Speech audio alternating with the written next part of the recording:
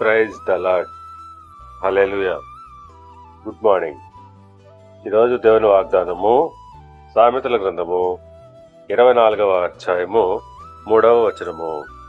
జ్ఞానము వలన ఇల్లు కట్టబడును, వివేచన వలన అది స్థిరపరచబడును.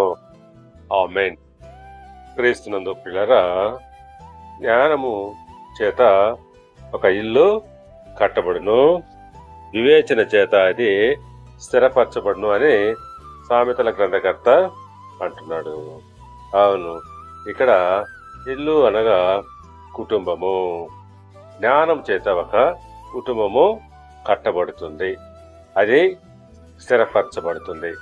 అవును, అందుని బట్టి సామెతల గ్రంథము 14వ అధ్యాయంలో 1వ వచనంలో రాయబడిన ప్రకారంగా జ్ఞానవంతురాలు తన ఇల్లు కట్టును, మూఢురాలు తన చేతులతో తన ఇల్లు ఊడబెరుకును.